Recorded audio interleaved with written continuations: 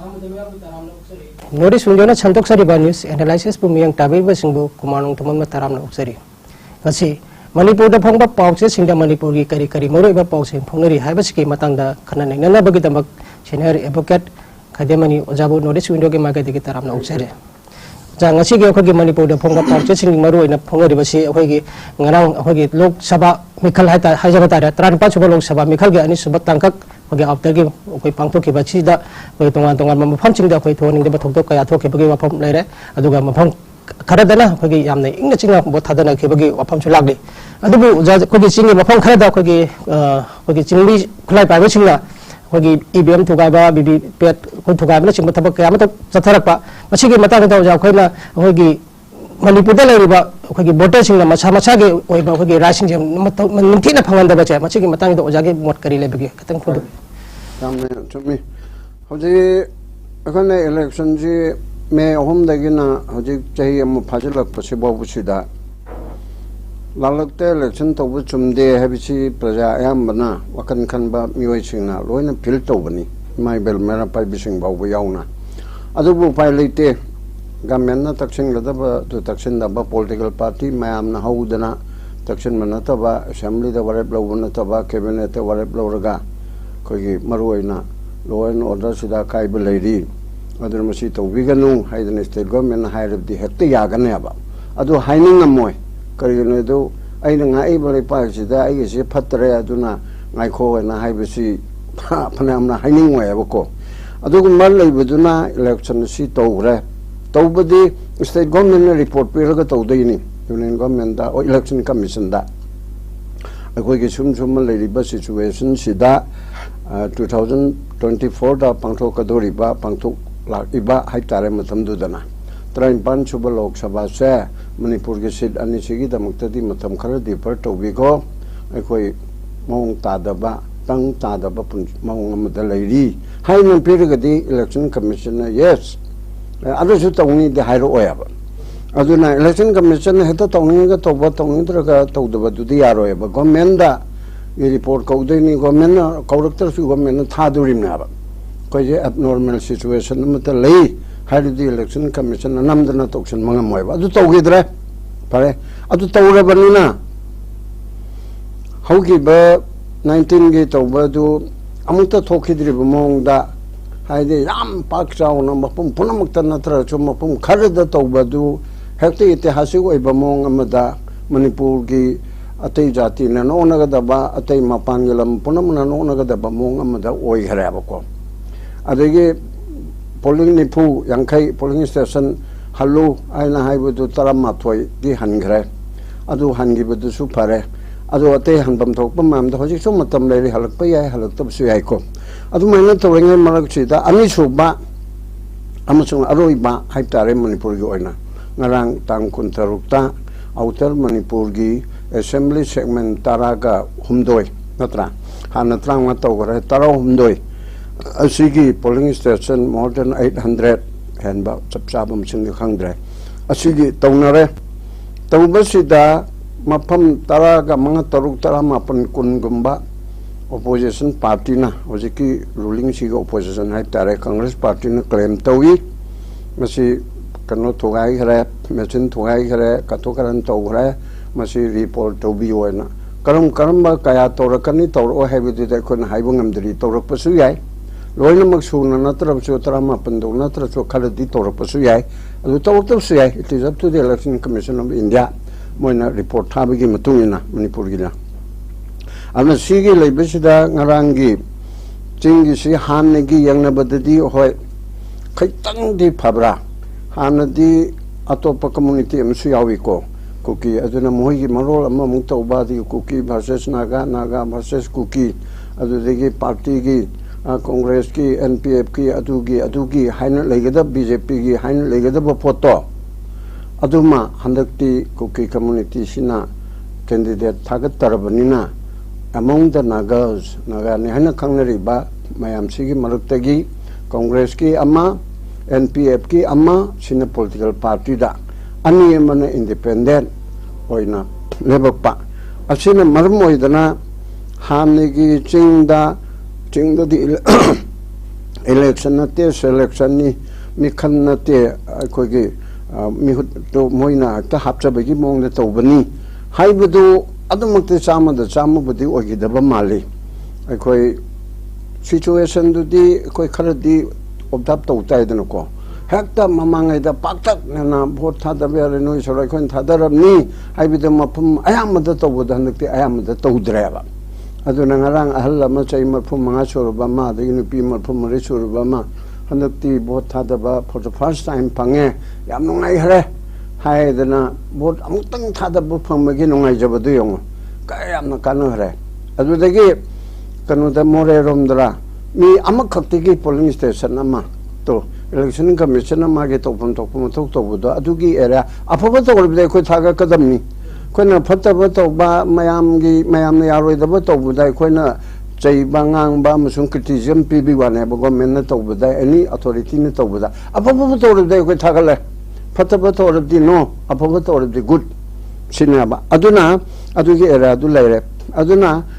mayam khabar da phongna re ba kari kari gi yang kana percentage so hyped adum wangi 76.06 wala mane ko pona from the pb report simatungina adu di percentage wangi khana chena badu okril gi mapam amada koi npf ka congress ai worker sing marakta khara khuthokna haibra khotpra adu ma khara natana ali mapum kharda koi gi mechin thugai haiba ko adu congress na claim to bada mapum taramapan halu haibra taramapal la kulla adu gi pot adu tawi adu natana atai di Paribadu Manunda, Dum Yamna free and fair Haisi, Tadadum, me sing the Mapanda Mile Palagato, so the Yabu Males, Sandelgi, Baumada, Mapanda, Mayam, the Lang Lerga, Manunda, no my pipe Karana, presiding of Pizarro Carico, Adum Moina influenced Oraga, a Tadare, the Mayam, the Tumchella Hangiba, Adu English Ignatum Toba, I did Gundagon told the no my captain, eh, Yaroga and a Pona. Ada security ka tawna bokona ba dugi di tawdaba manunda akoina yengadur si free fair se botha da biya roi aduna mase fair roi dra haiba adu khaktal na te ba manunda law na chekna tawbudo adu so unfair means na ba fair not ba means na ba aduna adugum pangthok po so khara lei adubu overall hanegi mamangda thoki bi singdagi di khajik tang di phabra Madumana Pumpo Pare, Haidana. Yes, Pumpo Parabani, Haibu de Haibamang Dragasu, Hanadigi better condition. Tampaki, energy, and the Carabana Parashina. Energy, the Hanatoramadigi, come on one grab on the tree. Poche, Hanagina, Dugmatoram, the Buddha Nakna, Bihargi Mato, Hanagi, Chingi, Matodu, Tampatana, Mamitagra, Aduga, Chingdana. Why, Mapam Matam Nasu, Yadra. Kuki lepta baduna su oigadra adu kharadi hantaba mongda election ji pangthu I aina chumana thamjage so daga khoi aina laksani ma phom amna khoi gi election khoi gi trial so election gi mawoi na khoi gi india gi prime minister Narendra Modi na UP gi jaga amada khoi gi election gi code of conduct thugai raga khoi gi rally mada khoi gi code of conduct thugai haba gi wafam da khoi gi Delhi gi high court na chahi taruk Modi अखोगी election द मिखल ओइबे यादना बगी अखोगी petition file म तोखरे हाबगी वाफम लाए मता गसिता अखोगी लंगाक पारि बमी एमना अखोगी कोड ऑफ कंडक्ट नियम चुमना चले दे हाबे छे मसिगी मता गसिता अखोना मतो करम यिंगबे याबगे मसिगी मता गसिता ओजागे करी मोद ले तमने ओजेके अखोगी लागी सिस्टम से दि लाइपाक पाइरि बा अखोगी पावर पाइरि बा कांगबुना सु इलेक्शन थेंगनबे याहल्ले बा हाइबदि कांग्रेस न पाइबे दो ओरो जनता Party na paibo ero BJP na paibo ero laipak sason tauna vote thengna ba se prithibi manung da laipak khare lei adugi manung da India su amane ba vote tawram dai da tongna hadi Pakistan da di power paibe du na tawhan de dana interim prime minister am hapaga tawi dana akhoi gi dana aduna ta ba power paibe na election electoral fray da yaw ba haibe se Panay amna free and fair oigadabani election commission na laujarabasu aduga social worker activist na laujarabasu pre chama da samadi oibanga moyaba fair oibanga moyaba kariginaibu power de leibasina mana lona thumna tobuda kanana khangdoibno hojikti IT gi jugni information technology chawkhalabani mobile दा करीदा पैसा P गे हारबसु नंग थबक हापके हारबसु phone दा lion तौब याबनीदना को अदुम लगता सरकार पाइबना तौगे हारदी मदुबु tapping तौनबा खोनबा अदुगी रूमगासु अदुम लहेंदबसु यायाबा अदुना अदुगुमबगी खोदोंग चाबसे party इन power दा लेबसिना advantage से always फंगदना लाएबा अदुगुमबगी खोदोंग चाबा अदुदा अमुक प्राइम मिनिस्टर स्टेट के दारगा चीफ मिनिस्टर असिना खरे हेना खुदोंग चाबजे पिएबा प्राइम मिनिस्टर अमोइना चटपदा माइदे लोइना मलौथो मगा मसांग अक्ता चकदमने हाइदु यादेबा प्राइम मिनिस्टर के नाकफम थोकपा मागे एरोप्लेन पेफम थोकपा हेलीकॉप्टर पीबा पपा स्पेशल स्टेटस अमदा प्राइम मिनिस्टर जी थम्मी अदोगे स्टेटना चीफ मिनिस्टर जी थम्मी अदु हाइरेदना काहेन तो हाइबदि नतबा अदुना ngang sakpagi prime minister wanganga dawri haidi BJP leader Narendra Modi wanganga dawri hairoyaba prime minister la kadawri state commissioner ponamana ma okadawri prime minister won oktawa yadaba adu ngang badadi prime minister oiribado BJP oibanina magi party da ngang dawri naba aduradi matuki shakti du leibanina matuki power du leibanina mana ahemba haibese opposition di INDI di aduni adu India mana na batawbani ha adu tawbani sagai ge rajniti ni kaina mana haining ba whatever asimana haibi ya adu de hinjin ba wai haire haibedi gi Delhi High Court la adu da wakana rakpana ba haibedi election commission na tawbana nungairaroi haidana read ama yari daga mana do yamna kai bo hai hairaba head speech piraba adagi adu dana taba kari haibana do khangdre ko subject to correction adu ma kai basina maram moidana magi phangbam thokpa magi punishment che after prosecution tawraba kana phangdam sahi taru bole pa yadaba hane yaugone hariba ko adu gumigi offense ma commit tawrabanina ma che bole pa yadana ba direction ama PBU haidana haiba oiramgana ba soidana adu dargas tharibaduna hairaga ko na hekta logana hebse leite loloi hebse leite ma notice to the admit tawbigi mong ditai aduga hearing du yaitu e haibra ngarang thokpada nan thokpada adugi yaitu e na tai adugi di it is up to the honorable court high court na matam sabada tawdemi ngasina ta ju hayna chu tawrakani lobam thoe loragani aduga nakal animaki Narendra Modi gi magi ukin chu tagani adu petitioner gi ukin chu nakal animaki o ye chi tarab kana pros and cons tu yang kana tapam thokpo order do judgment tu tagani aina chumen thamjake aduga laksani ba phom amna akhoi gi hauki ba chehi gi metra me ahum dagi haudina koi manipur da thokle ba koi tangdu leita da ba pheba masida manipur da leiri ba miyam sing adu ki matik wanari me Percaya kasih tahu ke Manipur ke koi lifeline ori national highway ani da atana kam laitana gari kuch okoi ke Manipur da port puchlo ba gari singa nong mai kapsin bagi thabak tarak ba daiba chinga chok apan pi ba masih dala tana okoi ke ngarang han da chokoi chopper mai nagi jaga am da okoi ke sakti ler ba bom ma pokha me dagi lambi jo okoi ke matam kha chappa ya ga da ba se Manipur miyam na hangngai bodi langa kasih da okoi ke national highway ani da okoi ke Manipur ke miyam ke lifeline ori ba jaga amuk oi bana Manipur miyam pami badi wagi jaga ani achida ko security ki kan section tharang law khatlaga wagi highway ani sta ko to pachin ta bada apan bi da gi ko khong ma lage mata asida ko gi langang na kari to ba ya ba ga kari section tharang law khan ba ya ha ba gi posida jagi mo se katang sige akoi ge lifeline ori ba Impal Dimapur Impal Jiri ami asi ahum suba ama leraga so ani si khwaidigi maru oibani asigi maru oibasida handaki wadana te a mamang degi ticket ka mamang degi masida lut pat tauba extortion tauba kholai paiba masak khangda ba naga oisanu kuki oisanu ade atopa kangbugi oisanu adu makamgu sina tawraga lakpa chinga singa rangi na te yam greba ada handakna haiba mayam si taubi matakta handakna Kuki lamen to henba lalhoba Manipur degi tokain tabu pa makangbu na mitai da attack torakpa asida yamne henjin ba mongda kuki military ni haina chingna ba na haibane ba ko superman agido bom se bom asita una thong thogai dana lan thok lan chin ya dana ba Lanthok Lansin Yadana behind Tobusida, I know Uchi Kalakwi the Mukta you may tire of the Aigi so to Mangidana. Adugi Porto Karinta Cantabatodana. Metela Paya the number and hybrid the Moses Paya the number Oiba. Migi Fatanabo Honabada. I know Lalibatong, the Mala Handa number 9 in a Tadalagadi. Uchi Kalakwi don't take you may Tadok some another da. Adugumba, Apangba, Yana Pataba, Minum Selataba.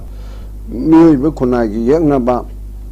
crime against humanity or in a Toba Todok Amanaba. Aduda Adugumamdo miscreancing na Aduga human right ke Mayok the labor sing na crime Toba sing na Toba Matamsida Sarkar Haibama Labanina Aduda Neba Koina Sarkar the importance of governance government na governance Tobagi Laipak na wayan sason Tobagi Mathu Tari Use Sumnigi Sarkar Amalay Minister Naluting Ba Cabinet Mantri Lay Assembly Lay Governor Lay Haibituna formally Ain go Betong the Chapsana Lereko election Toraga elected government ama duly elected government ama Lere Hari Basina Laipak Prajanunga Nana Ba Prajagi life Prajagi property Adagi Mui Begi liberty human right Punamak ase life liberty aduga integrity adagi di dignity adagi akhoi masan amaga mana hanana ba socialism ase punamak ase gamena ngak sengadam ne ba praja ge sampati praja ge punsi gamena kangadab ne ba adu kangadab do madugo mena chamangam da ba ya ba ko apabago mena ordi chama chi kangadab ne whatever Hak Tokpa Kanda Lipaki policy program dona Fajaraba, Sasun Toriba dona Mong Taraba, Nupa Toba, Asengba, Chumba, Justice Pamaba, Taunala in Tabuk Toraba, Adu already Kari Punamochi control to Wangamoidorimno. Adu, a Kogisida, what we Madu Toda Bigi Mamitaya. Adu, generally highway Anida Toriba Sida, Mamang de Gihona, a Koina, individual da Natraga group. Organization kaya ge kutang da adagi political party sing na sup opposition CPI gumba na sup tawraga tandana lai highway protection force highway sing sida protection force sama central government da hajare raga central government ga aya bagal wena na highway protection force thamu madagi damukta highway anichi panel mukta battalion amara company kaya no adu thammeraga Asida to and fro Hangalanda Impal to Dimapur si gari mam chatpa convoy adigi Impal to Jiribam to Impal Tripura da Dharmanagar dagina Agartala Bavisida Panam Sangimiko kilometer chamaga kanoi kaure ase ching niko in tiang ko na chan lambi su pai aduga gari se chaning ba matam da chat pa ya deba ayuki pungni pan tra ma panjate chakane de lana gari chakadaba sarkar ge chakadaba passenger ge chakadaba mal gari chakadaba si moi security ne escort toraga haribe timing se ta thani agar tala degi amuk timing thar kan ndang wera mu thar kan ngong munung da ani rako adu toraga kari ma problem am talite ba ngachi degi chaitra mani tramnga e to boda pripaki na ma bel da lokthok pa chale ba e chaitra nga kun muk sor mani adugi matamdu da tatpakanda akoina Dharmanagar ki court gi ni akoina tobu case na adu regla Agartala ba Agartala jail gi lokthok na begi che changpur ga chatpasida hangalanda ahumari rak tobusida yam phajana maintain tawra ba adugumna adugi Guwahati to Shillong asisu problem lite ba marakta mukumaga thokadra ko ada akhoi gi di Impal Dimapur maroina Impal de gina mau phobse Manipur gi jaga se adigi chomna pura Manipur gi mapung oina harga Impal to Jiri asigi port asida ko di always kari makandana naga underground singna outlaw singna tawi haiba kari makandana kuki outlaw singna tawi haiba Oji Jiri gi kari gi tawri chuna amana kuki na tawwen tawra kuki militant singna aduga handaki chapamena gi sisu aduna sigum tawri basida government lay haiba thokna tawgadam na sida ko na haining bum leba sigum thong thogare adu idi NIA da takan हर को तुम ले दोरी bro CBI तो सिन्ना बहाई गनी अदु देखिए अदु तौगनी ना सिन्ना कर दे तुम खुल पुल लगा ले भी याबरा ले ले रमोय मी फाब फोन बखोट पर माया मोदे इंटेलिजेंस ना थीर का तो बुक तो DNA खतरन ngमोय NIA दी कोना बुला का दु NIA CD मी फारब पुलब तौका ना हयेंग विचार चथबदा मोंग ताना चथब नुंगाई रोय हायदन मखता बे इन्वेस्टिगेशन दो मी फा मी पुन तौरबा FIR लोकलबा मी फा मी पुन तौरबा अदु दे NIA द सिनगदम नेबा वा हंगब कोपा एवरीथिंग नोइना तौरो अखोइना तौबदा मोंग तादब याय हाइबिगी वाने हबा अदो मी फाद्रिङै करि तौदिङ NIA द सिनगरे हारगा NIA दुना लाइन तबने सरगद लागे पोप लागा चिद लेरे ने कोरो पाब यारो हबा मोइ जो मुखन मसा याम सांगी स्टेट पुलिस के दिलोन नबुदि तौदैनि अदुना सिन थोखरे अदुगा लेम न थारोय हाइबे सिदन यारोय बा लेम नि थागनुने अरानब तौरगा बु मैथे न तौरबसु कुकी न तौरबसु नागा न तौरसु पंगल न तौरसु लेम न थाब सुंगा यादेने लेम न सुंथा थारोय दबनि करिगिनो लेम न थारिबो खोइदि लेम न लोइन थाय न लवय बा हाइबेदि गवर्नमेंट के मखुद सांगरबा आइन के मखुद से याम सांगरबना बा बहुत लंबा है हाइरिमना बा आइन यौदब लेते ngasi दि यौदब याय हयेंग यौदब याय हंचे यौदब चाहि अमगी मतुंगदा अनि की मतुंगदा मागी मतुंगदा फरक कदोरिमना बा तौदोरिमना अदो तपना तौरगा मरनानि यौजरकपगी महत्ता तोरेन गे सिंग से फमथरक नाइने बा को था का चंगने बा अदो अमोद कई मैम दु सेंगदोगा फिजिकली तावरेरगा फजना सेंदोना थोगा खुसेमना लुहन बसु याइदना सेना मनतोरेंदा सरकारना लोकलीदना सिफाइदना हानदी पार्टी पोमथिगी टाइप लेरमबदो अदो मथंत लेजबा टैंकी गी सिंग असे पुमनै ने बसे नुमित खरिन लेरगदि मथंत फमदे जरमयाबा अदोबु मतमदि चंगीदना अदा मरनाई पूजा रखनी ना है बिदु गवर्नमेंट दे अदु यादे मरनाई ना है बिदु यादे ngasi मक्ति योबा कोइते तेउसे आइदि थादोक्तना अदगे थोंग थेगारी बसिंगो मदु फाबा ngममिद रुप लाख मंगा पीगनी पाउ पीबा ngममिद लाख अचु पीनी लौथो alert ओहलो Manipur पुंबा north eastern पुंबा India पुंबा चपरमेना के थोंग थोगाई जिबा मियोइबा खुनागी यकनाबा अदुगमा मिसकरेन सिंगदो मधुगी लेफम पाउ पीबदा पाउ ताकपदा उप लाख अचुक सरकारना लाउथोए एंड वांटेड हाइदना कोथि थिदना खोतना तगदबनेबा अदु नतबदा सिदे NIA द सिनरे NIA द सिनम तु फते हाइबनति याम फैये फरिबदु सिनरे हारगा तुमिना छु दैदि लैथोमैको आइना हाजबे अन पेन द बिगवानी अदो अखोजु कोथि थिदना तौगदमनेबा अदुगा मदुग चप तानु समथरकपदा इलेक्शन दा कतोकन तो से मी अहुम भोट नोइना कपसिले हाइबिगी जरसि मान तोगे सी कनानो करिनो दो खंगदेको सी फैदना एक्शन लोकल दु फैबा तोम दे गरी करी ऑर्गेनाइजेशन के ला इंडिविजुअल ला लमेन टू हैंडबरा मिसक्रेन ला मागी माना लेते दो हेम कोर्टना ट्रायल चथरगा लाक्चगनी बेल चपे याबरे यादबर मरन लाक्चगनी इस सब to the court law will take its own course haido adu dum legislation ba sumaina botana mai capsule ba okhul la de to tampak ta sunine ada mi ki helaga to yairi ba adu mayam do adu mare ko FIR ma thok akhoi ki praja sunine si matang da aina mani khoi praja su wa khatte ne as botana mai ka be khoi chel yaga dum to ene tanare ga mi amana ngam do chule kai tu tanare ga club tu do tanare ga lai so hai ba khara tanare ga si report ma to chumro ai bo tha da bagi rai leitre har ga press conference ta lauraga adu su phai adu khaktana yaro ya ba ai bu bo tha da ba phangandri bi se chumde hai da presiding officer yan hana polling booth adugi adu da wakalani mana lobi da ga mu mathakta returning officer da DC da tawragani adu namu lobi da chief electoral officer manipur da tawragani election commission da tawragani police da SP da tawragani DGP da matang leire ba adu ge khangda ga so adu me hojikti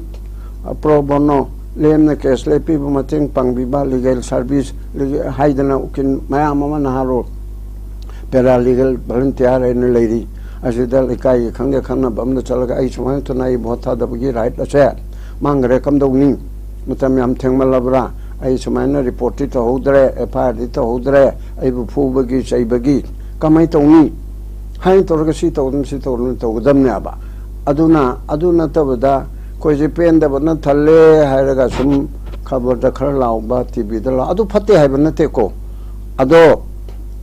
मदो कोई वाकत पसिसु हाइब तायबा अदुगी social worker लेरिबा activist लेरिबा NGO civil society लेरिबा human right के लेरिबा मैम सिनसु सिगुम मैम से कोचा चतना थीदना हमदना समाज सेंगदोक से हरबोदी उकिल रसुनी मरु ओइनो किनारो सिन चतना मतेंग पांगदना खोतना पैसा पीब ngамना मागे आई मंदो खर पीरसु पीब ngамदबदुना लेमना तौबिरेरगा समाज सेवा सि तौगदमने आबा अदुना मफंग वैना हजिकिद पुनसिलगा इलेक्शन दा लेखाई थिंगाइब पीब मैम से सरकार ना प्रजाना कंप्लेन तौरते हाइदना सु लैथोप चुमदे सो मोतो द लौखत याय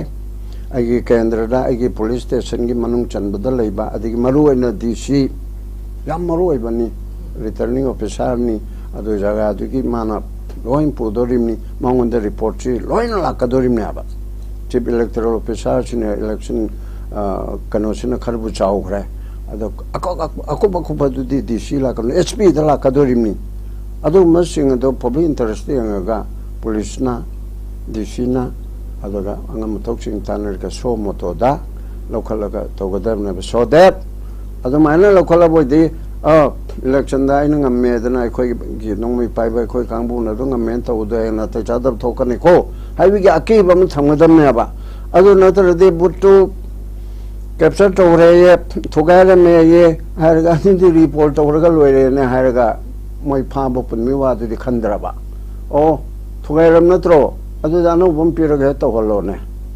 हाइना हाइबदुदा लोइतारगा दामुचु थोगायरकनी अदुगा मु रिपोर्ट तौना बायना रिपोर्ट तौनिंग हंदना बा माराम तौरिबा सिंगदु फानाबा फुनबा असि तौगदमने हाबा अदुबु इखोइ गवर्नमेंट अदु ngamjagdra ngamjaroidra ngammu हाइबनिने समना हारबदा अगर लाक्शन में सिना खोगे मियाम असुक वार ने चेर कसिता खोगे इलेक्शन की मामी खोगे तारम बदो खोगे तमना तमना ngana दगे दम इलेक्शन दे दम लोशन की बगी पेपर मंदा लाए अदुबु तौरिगम सु ngasi मको की मिलिटेंट सिंग खोगे मैते सिंग लंदार खोगे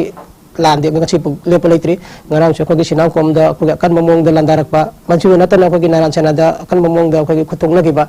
पता से जादा लाक्शन में दी खोगे ममांग दा खोगे मणिपुर की इलेक्शन की ममांग दा खोगे होम मिनिस्टर अमित शाह ना हफ्ता कंजेपुंग मियाम तीन मफम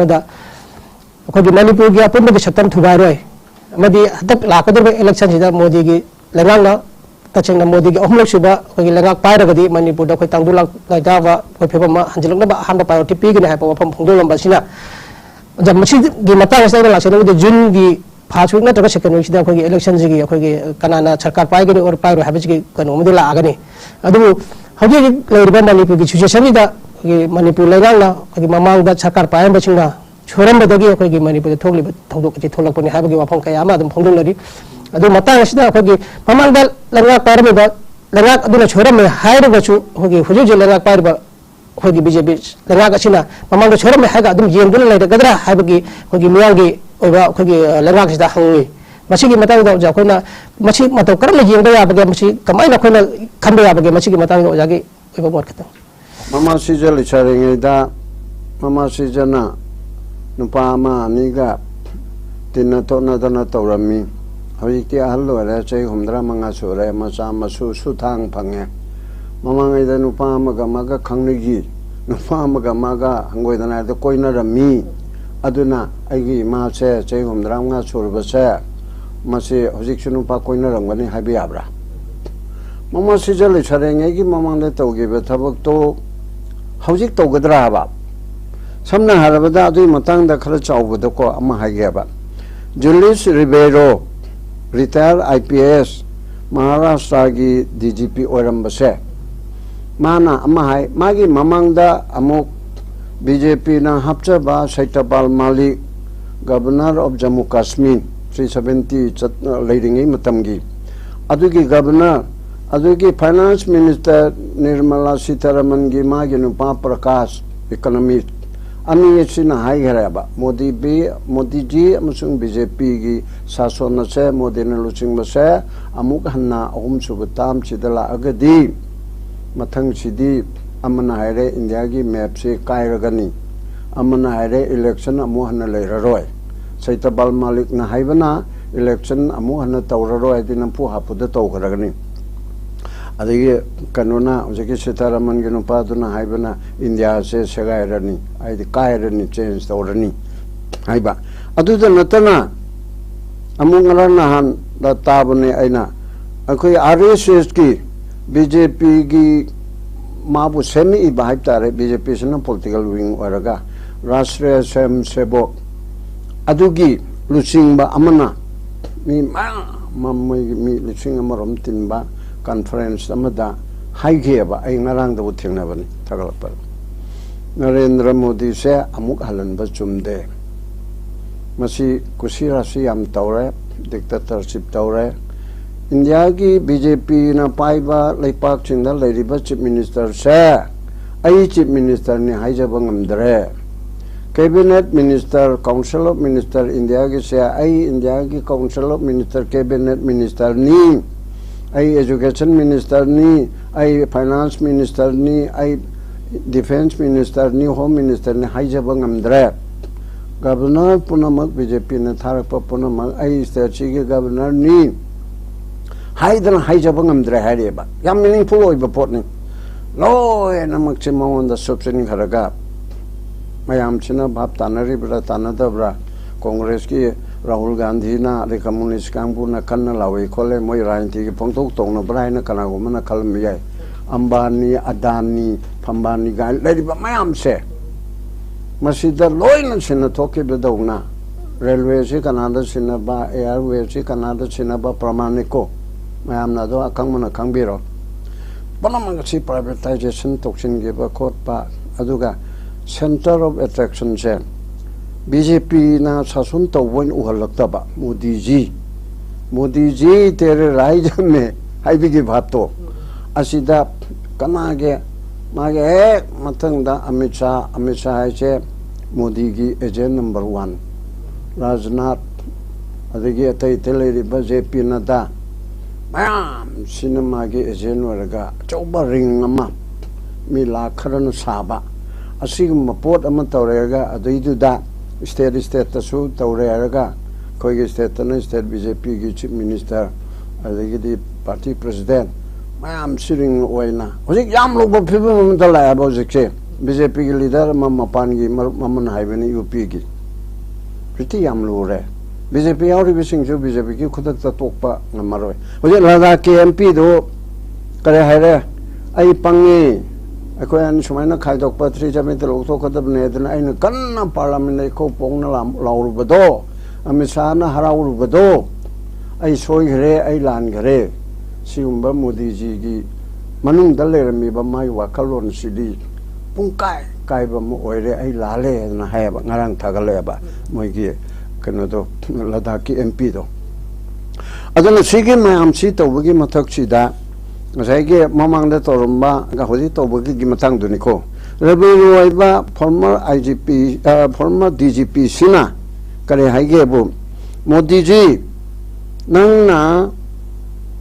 stage amata lepaga lauba haugi bachai humfu da kari toramni paribar walong family की शासन पाइबन होइना करी तोरमनी नेहरू अमसुंग गांधी फैमिली बनि मान अटैक तोरजे हौगी बचै हुमफु सिदा नोइना करी तोरमनी हाइदना नंगना लाउरिबदो अखोई प्रजा सिंह से अपंग बनेना खनगनु हायब माना don't you think that the citizen of our country are fools अखोई जलोन पंगने खंगब्रो ना अममदि लमि सिनमि अपंग ब मैम दि लेबि याबा असिंग म याम लेबा अदुना होजिकी इंडिया जी चाही चहुम लोम ब्रिटिश की मिनाई नाइथांग ओइदना लाकपदगी 1947 दा निंग तमदगी कांग्रेस न शासन पाइरी नेहरू ना अदुदा करी लेरमनी करीम लेरमदे इलेक्ट्रिसिटी खुलनी फुदी हेन लेरमदे टेलीफोन महाराजा निथोपानबा रूलर कुन खक्तगी हेना लेरमदे लंबी थोंग स्कूल कॉलेज अदगी बैंक अदुदा लोइनमक से जीरो बैलेंस तगी 1947 तगी मान शासन पाइरेबा अदो नंगनो पाइबा मतमददी मतमददा एरोप्लेन लान गे एरोप्लेन ची प्लेन मरी खक्तंग लेरमी टैंक कुन खक्तंग लेरमी अदुदगी अखोगी बॉर्डर सिंह के पुमांग हंगी कनाम तना ngak पुखर पर लेते few military minimum road bridges empty exchequer hariba ma'am सिदा Nehru came to power in these circumstances adu hariba do what is India after 60 years chai hungpui matung da di kari tawre thousands of war plane lere tank lere lakhs of industrial institution lere electricity in almost all villages lere I think hundreds of electric power station lere lakhs of kilometers of national highways are adu pun maktun phai habi na to tawri bedu ko all India Institute of Medical Science mapum kadr linkale IIT linkale IIM nuclear weapon submarine nuclear station agni adu degi kari kari ISRO asunu chingba mayamagi achi public sector dala bank nationalized tawre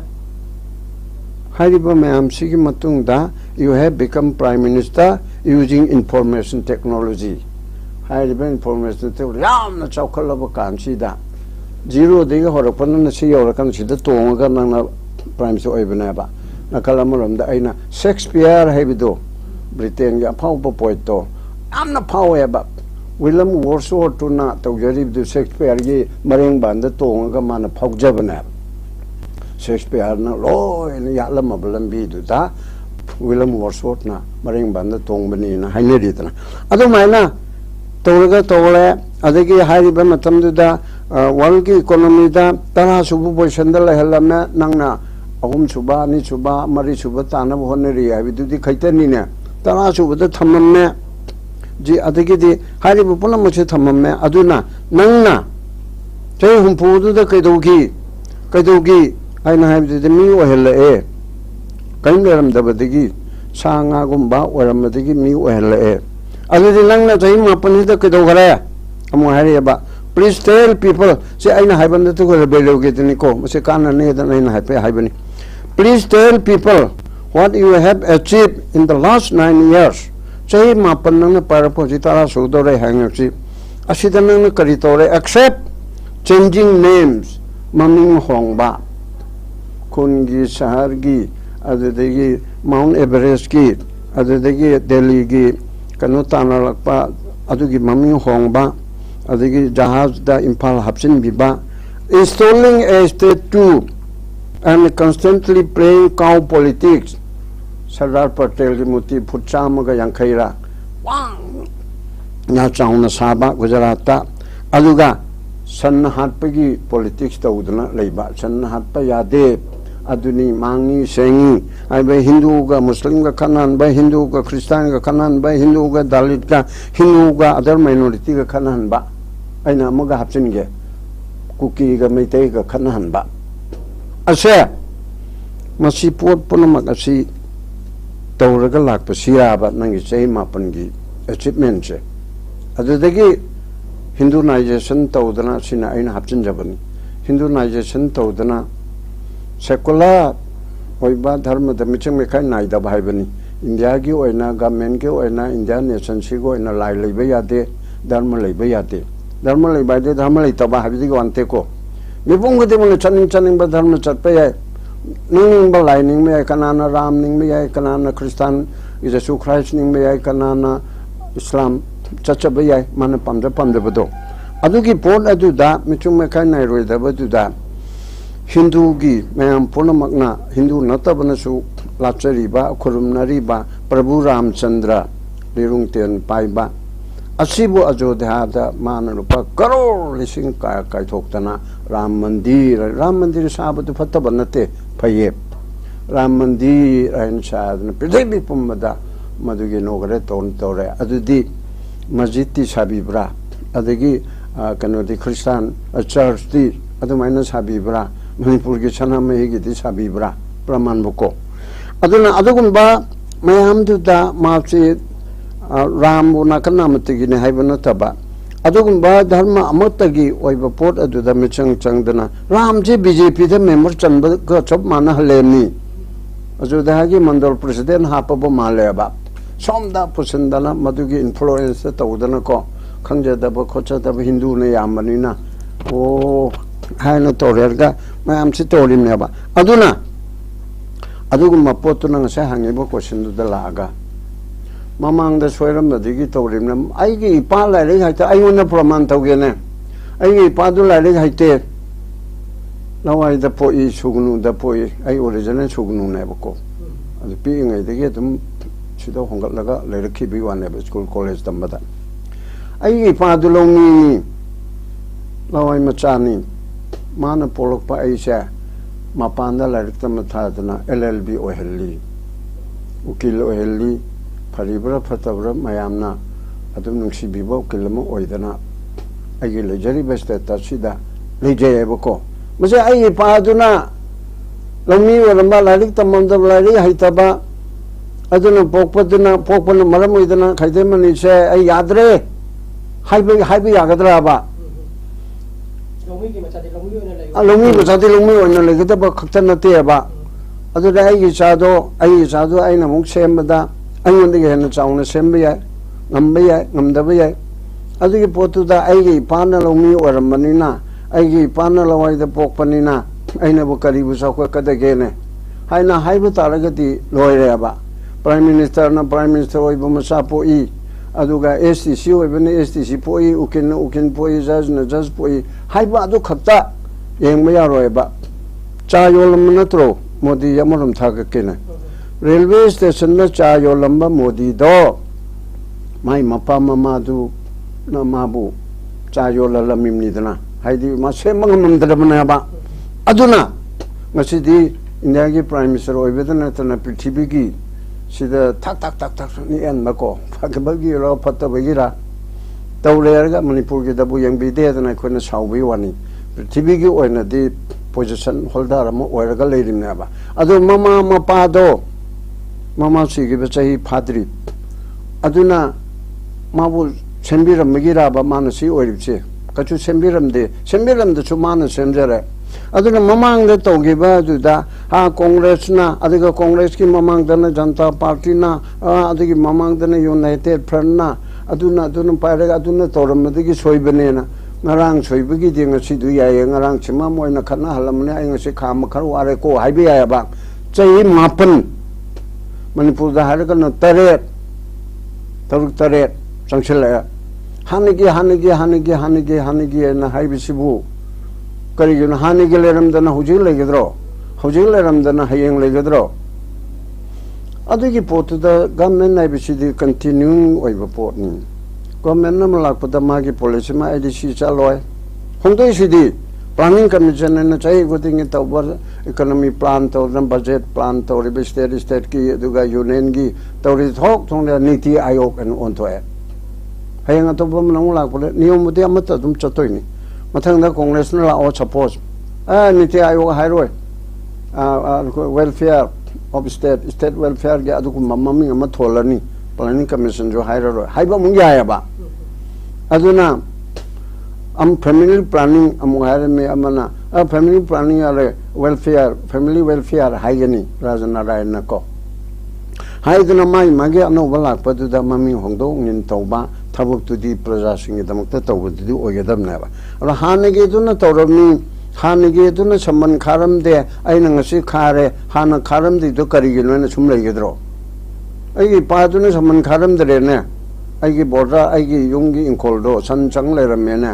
आइगी पादुना खारमदबनी आइगी पादु ओंधोकना फटखिद्रेना तौलेद्रो आइना को खार लोरे अदुदा आई पादने हमन खाबा हौरमदो मपुंग फादबदा आइना खारे हारगा आई यामेना चावरबा थबम तौरे हाइगद्राबा अदिगे आइगी योमदा मी चांगकपदो free movement regime ओरमदो आइदि याररोय हाइरे अदुबा चौबा थबा अमरो free movement regime से थिंगिले अदुगा बॉर्डर फेंसिंग तौरे अदु एनआरसी चना हनगदौरे आइखोय ख्वाइदिगी चावरबा थबक तौरे से हानना तौरमब्रो हाइबसिबु हानदी IIT की कनोदु लेरमदे अदुगे electric थालमदे mai tha ising phangamde adu phangamde phangal phangal aba kan punamang adu nungai ro kan adu de tongaga prime minister oiba natro chief minister oiba natro adu de sason tawba natro adu hani ge chaiduri du karigino hani ge du thaga kadamni adu ga noina hana tawramado adu de ge ai yamna hapkalaga tawge hagadamne aba hana lambi thon nungai hamdabdo ji nungai halage hana building leramdabdo nungai halage adu de ge adu tawrage electric se mipung ko jong ko dinge kanogi village ko dinge phangda baga yawba ama babu le hellaroi kai duna hane ge matha chum chakalak progress development nei ba manipur ama sagadam ni ne hane ye ari ba manipur phi set pa phangda ba cha ba phangda ba amaga tor pangphu da phunara ga hanara ga naga machen ko ke machen ko ching maton na tongan ning tam na le na mi do manga kakthal ga lukha thapi chanami adik view de ko legdra bauje mamangi lagala choire akoge choibani na akoge hojujik laga chin akoge mamang choire madu chum thopong ngamdre haba pochida akoge manipur gi miyam la pamna dibadi choibani ngamdre pot ba lairagadi mamangi choire ba sarka jina amuk na hongna langa pahalo aduga mokho choire ba jingdo chum thokchage aduna tragana hojujik akoge adaki election chida akoge bjp na hongna amuk akoge langa parang lagadi manipur gi waru sinjelo shan ngamgadra हाइबजिगी अखोगी मियाम गो एगो question lump लागले मता मछदा ओजाना अखोगी मछि करम ने गेंबा याबगे मछि BJP ना अमोन लंगा pyro लगदी मणिपुर की वारु छिंजलो शंबन गंगने हन खबे ब्रना ट्रगला कमाई खाली ओजागे बोत पत्रे ममांग सोरे मने ना नोय मु पार का सेंदो हागे दो दंगाय ले को अदुदी याबा होना दरे होय मोयना हानगे लेबा कांगबु ना मु कारा गना कारा पे थोक पतौ जरसनु हौजे के लेरिबा मणिपुर के इशू से ता तरम मा थोय Tente trying to hang chit paranico. Me home the Adugi ceremony function with Tony and Hari Paribra Patabra.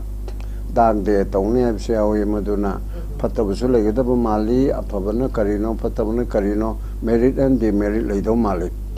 Haide I coibu to guy by a Kaiba, Adugumagi, Nixing Bado, Matunga Taudanaba, Nixing Mahibiduma di Paiko. Adumadu remarkable day more in a Amuk Tamgivita Arabidi. Kangluka gi maraga sida nungsina handana ba nungsina handana bagi tha nungsina daba mit amma palun tawbo ne thokane ba na hona ba muning singa kane ba aduna adu sarupudi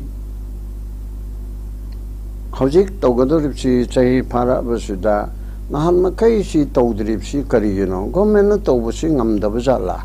si government tawhoidabara Kanglup amaga khatnabada onthare lamento henba kuki narco terrorist kharna hore erga hauji mete de attack tore mete madu defense tobadani ngakthokpadani adu lal ama dongna chathare hoiti hanjala thaganari sidadi kuki lamento henma kangmuna thagalai se mete singche mulhan ge harabodi lambi kapthatpa national highway adagi singda kuki gi kun chingdegi chenda garibe singje masi thingjinba mai muthatpa electric power singche impal tana lambe valley tamna la ibse masi kakhatpa lambi thadatpa ising thatpa mai ising lambi ahum se thadala boidi mai teise pungkang dana losin mi yarani kahaibi ki plan bawba yakhale abse se ni kharana ma oibe oidebe chi tokhale abse ase ko yam lo ba phim natra kai chol leite ma ma ko ke khara ta kai na haibudu yarak tle ba ma pan de ki changpa mayam na mateng pangi bani prithibi ge tai de leba ku ki mayam na mateng pangi bani ai na irai na to wi yabra ya de ba ado prajana lochin ga dab na te ba sidi prajana mateng pangbagi thabak te prajana to gani government na to ga dab na ba Lala si Lucina ba Kaributa Rage. La Lucina be the cookie leader, Mayam Koraba, Mitegi Lucimba, Mayamna Yagata Bevalta with the Mayam Koraba, Nagasa Yaholaba, Pangal Yaholaba, the Indiagi Church leader, Mayam Hindu leader, Mayam Yaholaba, the leader, Amisana, Preside Toraga, Natrago Home Secretary Toraga, Adu Miki Torabro. Adu meet over and the cookie the Agidre, separate not the Yaro Hire, adu they would separate the Sunga Yaro Hire. hai dang adu to kre hai le rabra ba leite ba chumna hogolak pa ja misala ambage daida governor na chair to ba peace committee me se me peace committee de difang to ra kuki na pam da ba mantri yaw ra hai re maitai na pam da ba kuki gi mantri yaw ra hai re amaga adu citizen sing ju ma sa ta amde ai yaw jaro na lo na to kre adu kanta hai tarabra ba haidi haibajani kari khangoi dorim no ne kuki hojik lan tawba chude yaw da ba wangang jadaraba ahal oiraba dharma chachaba maitai na taga da ba kuki leader layaba adege kuki na taga da ba maitai leader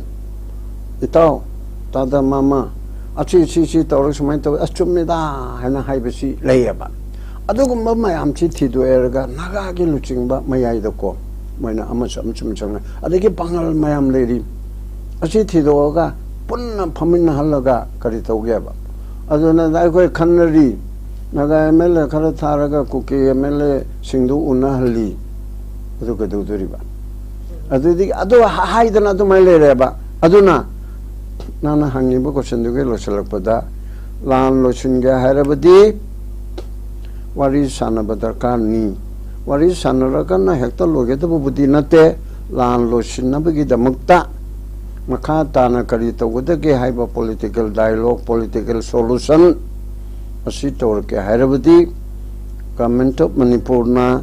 Sri Birena luching baga mena sina haibada kuki gi luching masina ITLF na kotu na aduga mele tara na taning dre harabodi ma thamamo aduga central government na nakal chinegi mitegi luching ba mayam kana le se khudam moina aina khudak ta niching puta ratan thiam aribam sam sharma adagi film gi tauba adagi ariba politician amusam sunataba bole pa yaubuna taba kana le adagi intellectual da professor da kana le mayam chi thiro kuki gi da kana le adu leiba han orma adagi retire IAS IPS hojing oiriba mapanda leiri na ko kuki alle chu haiba mayam che adu kawro somdegi kotugi ITLF ki luching toro songi metegi dasu nangi kokomigi amukogi aduga post ki adu dagi mayam degi toro adugi potpona magado madu pola na toraga New Delhi da natraga Guwahati ne bunungairu New Delhi da toraga karito seba an lepasi koinungsinana torasi nangi separate administration haibiti oroi da banina adu haiganu aduga karito sige ADC da sakti chapchana pisira ADC da PDD panchayat su sakti pisira jila parishad su pisira hairga separate administration haibu leiba huna bro local administration nu mapangan kalo lagloira state ko in assembly mapangan kangen state government aduga local gorgana autonomous district council mapangan kalan gani mai masage pijere ekto panchayat system mapangan kalang mani jila parishad municipal council achi ki sakti se chap chana pithok pa matamda no problem adugi poda do convince over masangya ba adu kari torga yani ko ne habi ai na haraga ya punte ko ai paramana me giwane adu main torga to boda huji kari to raga ba kuki leader me amu kom da moni yarakte adu prime minister Narendra Modi na to yedi kuki ge mele tarab de dak launa laoina ko ba BJP ge mele mam opposition gi toko lo yang chola kadam ni lakta bi agadro lon lakta bi agadra ba adi BJP gi leader lo adi opposition gi lo congress gi lakpi yo ibo bi megachandra lo wa khana che da khochin ga ne mayam che adi civil society gi lo hai dana round series manga tarani masida tabaga moina chatara notice the impanda pamdana laktana ko asi torga tabu matam sida yam thuna loge dab natro adu natardi khoi loina bo honari ai khoi da bot kan biu aduga lochana bonen chahi ama chahi chupa ma kanta lochan mangam drabado BJP na karaga de kamai lochan doriba BJP na karaga lochingane chi thaje deba kadraga chu lochingane chi thaje deba adu na teba MP ma ka baduna wari sabda logedaba nateba ruling gi karo opposition gi karo MP ma kabaduna logedaba nateba adudi aiko gi represent tawba BJP gi thagalagana noina tawribdu yare hana lau taredna adu BJP nataba thagalagana koi pendre haidu uttawrimneba sigi wan senchina khoge manipur da kangup anigi thulubi ira sige marang da khoge manipur da sex worker maching je khoge no maching tingam dana henkal lakje ngarang mok to khoge mu thagala gi maching je khoge chani ga kunthama pan sex worker no batong le habagi pafam lai adu miyam singa suk wana raba imung manu puda bidi ya salak tabe mana maram oiduna sex worker singa si koi no magi maching henkal lak lai bara habagi ki khoge singa bama dum lai re machi akoina makoi singa chi tholok tana akoina kari to ba ya bage machi gi matang to ojagi raba mulam de pu machi henkal lak pai de mapan gi changpa karamba manipur manungi oina machine henkal pa sex worker je no magi maching chim henkal e habagi khoi ngasi gi pauchi sing dam roina pongna re kal mun tang ni henkal pa bo sex worker acha ya sex worker gi hoya do matam che system sina ni tawrib se khoi gi political system khoi gi political culture asina laira ba na konba laiba oibanina socialist society ama oidabanina Indira Gandhi na socialist chumi haibedigi constitution da hapa magasu madusu chatpangam daba aduna angam ba chana ba sena banina thabak suningai khoningai lerakta dana adumba masayo leraga adumbi pot asi lakpaneba aduna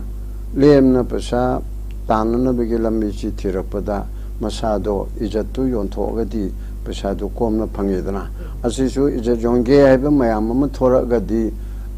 mamando mu hantarakadorimi mamando tangoi ba aduna adu masing do mapam da kariguma kamda chandani chok aduga chok ka haidana ko Allahabad da karai da adumba oktebi singi oktebi haibiyadra sex worker singi adugumba sing adu tawbalai aduga army gi kem kuma leiba matu masa koina thado oba singdu da koi pang hantem nilamni nu harmi aujalari sel haidana doctor ga thamaga yamna hakchang choloi da bamong da ko mai manai changoi da bamong da adumena thamba officially government gi policy mi makada thamma chumi kaina hai ba chulai adusu chumrain khalli haibedi Masi katokaran taudana aina yada mongda mai papa pakna ba HIV pakna na ba kondom yaudana adumba haktinna ba khotinna ba tawba kanda mangakadaba oiba dudi adu tawfamdi thokte da manipur gumba dadi am chawba natabanina asida leibasida ojalari sel haibidi apum thoktaba aduna hingnana balambi da sex worker haidana apabalonda da ko putho aga asi puthorapane ba moigi adai mota kare hagedam no khangde sex worker se laipam di thokte lehendabadi phai adu leitaba yadadana leiraga su khangde masi government na khara control tobam changi sigum porche aduga adai mathakta ekoi ge mera paibi nupi khunaina masima ngak senggadabani masi khwaidigi maro ena nupi maraktagi ni dana thokadoribse sex worker hai che nupana di leite aba atoppa karimba mapan gelamda di leiba yawi ekoi ge dadi nupi no oigedabani na nupi singna maro ena khara nupi community na tribal do oiro kuki da naga da maite da pangal da nupi masen na control to utaba nata da nupa na noi swai da sex worker libe aro heavy upon table adu to we aro aigi mu ni chai chu thak chan na ba aina thoku to na thok leibra harapada aru bam oyaba adubu nupi masen na lekai du gi khun du gi or area du gi asida ngak selagadi kharasu halidana atoppa lambi ema sarkar na susinbi gadamni